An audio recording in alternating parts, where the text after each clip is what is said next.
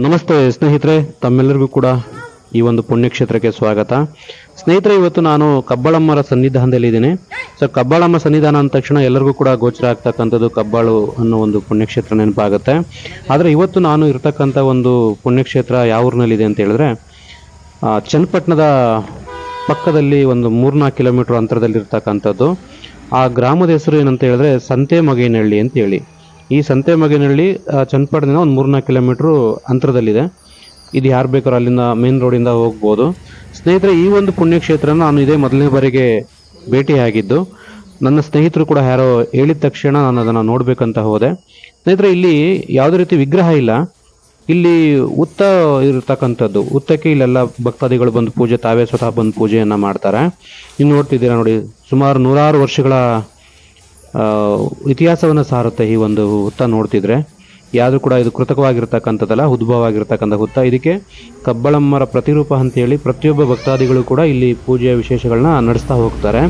ಅದರಲ್ಲೂ ಕೂಡ ಏನಪ್ಪ ವಿಶೇಷ, ಯಾವಾಗ ವಿಶೇಷ ಇರುತ್ತೆ ಅಂತ ಹೇಳಿದ್ರೆ, ಗೌರಿ ಗಣೇಶನ ಹಬ್ಬ ದಿನದಂದು ತುಂಬ ವಿಜೃಂಭಣೆಯಿಂದ ಇಲ್ಲಿ ಪೂಜೆಯನ್ನು ನೆರವೇರಿಸ್ತಾರೆ. ಈ ಊರಿನ ಸುತ್ತಮುತ್ತಲಿರ್ತಕ್ಕಂಥದ್ದು ಇರ್ಬೋದು, ಈ ಒಂದು ಊರಿನಲ್ಲಿ ಇರ್ತಕ್ಕಂಥದ್ದು ಇರ್ಬೋದು, ಸುಮಾರು ಒಂದು 3-4 ದೇವಾಲಯಗಳಿದೆ. ಅದರಲ್ಲೂ ಕೂಡ ಈ ಒಂದು ಕಬ್ಬಾಳಮ್ಮ ತಾಯಿಯ ಒಂದು ಸನ್ನಿಧಾನ ಕೂಡ ಒಂದು. ಮೊದಲಿಲ್ಲಿ ಯಾವುದೇ ರೀತಿ ದೇವಸ್ಥಾನ ಇರಲಿಲ್ಲ, ಹುತ್ತ ಮಾತ್ರ ಇತ್ತು. ಅದಕ್ಕೆ ಸ್ವಲ್ಪ ಗುಡಿಸಲು ಥರ ಹಾಕಿದ್ರು. ಇವಾಗ ಭಕ್ತಾದಿಗಳು ಎಲ್ಲರೂ ಒಟ್ಟುಗೂಡಿ ಇದಕ್ಕೊಂದು ದೇವಾಲಯ ಥರ ನಿರ್ಮಾಣ ಮಾಡಿದ್ದಾರೆ. ಇದು ಇನ್ನೂ ಕೂಡ ಇಂಪ್ರೂವ್ ಆಗುತ್ತೆ. ಆದರೆ ಇಲ್ಲಿ ಏನಪ್ಪ ಅಂತಂದರೆ, ಇಲ್ಲಿ ಕೇಳ್ಕೊಳ್ತಕ್ಕಂಥ ಪ್ರತಿಯೊಂದು ಕೂಡ ಸಾಕಷ್ಟು ಜನಗಳಿಗೆ ಇಲ್ಲಿ ನೆರವೇರಿದೆ. ಅವ್ರು ಏನೇ ಕೋರಿಕೆ ಕೇಳ್ಕೊಂಡ್ರು ಕೂಡ ನೆರವೇರಿದೆ. ಆ ನೆರವೇರೋದಕ್ಕೆ ಭಕ್ತಾದಿಗಳು ಸಾಕಷ್ಟು ಜನ ಬಂದು ಇಲ್ಲಿ ಪೂಜೆನ ಸಲ್ಲಿಸ್ತಾ ಇದ್ದಾರೆ. ನೋಡಿ, ನೀವು ನೋಡ್ತಾ ಇದ್ದೀರಲ್ಲ, ಇದು ಯಾವುದೇ ರೀತಿ ಕೃತಕವಾಗಿರ್ತಕ್ಕಂಥದ್ದಲ್ಲ, ಉದ್ಭವ ಆಗಿರ್ತಕ್ಕಂಥದ್ದು. ಶ್ರೀ ಕಬ್ಬಾಳಮ್ಮ ಅಂದರೆ ಕಬ್ಬಾಳಮ್ಮವರು ಸಾಕಷ್ಟು ಕಡೆ ಉದ್ಭವ ಆಗಿದ್ದಾರೆ. ಆ ತಾಯಿಯ ಮಹಿಮೆ ಎಲ್ಲ ಕೂಡ ಅಪಾರ ಇರುತ್ತೆ. ಆದರೆ ಈ ಒಂದು ಪುಣ್ಯಕ್ಷೇತ್ರ ನಿಜಕ್ಕೂ ತುಂಬ ಒಂಥರ ಹತ್ರ ಹೋಗಿ ನೋಡಿದ್ರೆ ಗೊತ್ತಾಗುತ್ತೆ ನಿಮಗೆ ಎಷ್ಟು ಅದ್ಭುತವಾಗಿದೆ ಅಂತೇಳಿ. ನೀವು ಯಾರಾದರೂ ನೋಡಿಲ್ಲ ಅಂದರೆ ಹೋಗಿ ನೋಡ್ಬೋದು ನೀವು.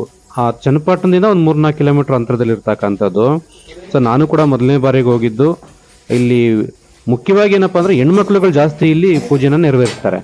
ಇದರಲ್ಲಿ ವಿಶೇಷ ಏನಂತ ಹೇಳಿದ್ರೆ, ಇದಕ್ಕೆ ಅರಿಶಿನ ಕುಂಕುಮ, ತದನಂತರ ಇಲ್ಲಿ ಮಡ್ಲಕ್ಕಿ ಕಟ್ತಕ್ಕಂಥದ್ದು ಗೊತ್ತಿರುತ್ತೆ. ಮಡ್ಲಕ್ಕಿ ಅಂದರೆ ಸಾಕಷ್ಟು ಜನಗಳು ಗೊತ್ತಿರುತ್ತೆ.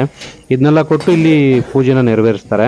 ನಾವು ಬೇರೆ ಎಲ್ಲೇ ಹೊರಗಡೆ ಹೋದರೂ ಕೂಡ ನಾವು ಗರ್ಭಾಂಗಣಕ್ಕೆ ಹೋಗಿ ಪೂಜೆನ ಸಲ್ಲಿಸ್ಲಿಕ್ಕೆ ಆಗಲ್ಲ. ಆದರೆ ಈ ಒಂದು ಕ್ಷೇತ್ರದಲ್ಲಿ ನಾವೇ ಖುದ್ದಾಗಿ ಹೋಗಿ ಒಳಗಡೆ ಹೋಗಿ ಪೂಜೆನ ಮಾಡ್ಬೋದು. ಅದೊಂದು ಭಕ್ತರಿಗೆ ಖುಷಿಯಾದ ವಿಷಯ.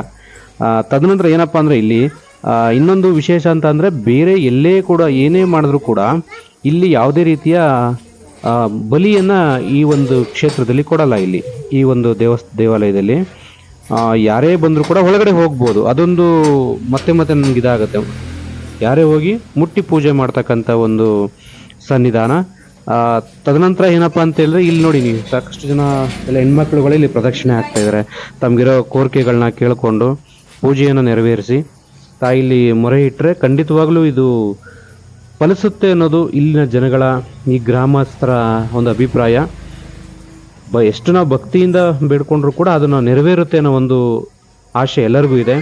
ಸ್ನೇಹಿತರೆ, ನೀವು ಯಾರಾದರೂ ಈ ಒಂದು ಕ್ಷೇತ್ರ ನೋಡಬೇಕು ಅಂತಂದರೆ ಚನ್ನಪಟ್ಟಣದಿಂದ ಒಂದು 3-4 ಕಿಲೋಮೀಟರ್ ಅನಿಸುತ್ತೆ. ನಾನು ಮೊದಲನೇ ಬಾರಿಗೆ ಹೋಗೋದು. ಅಷ್ಟು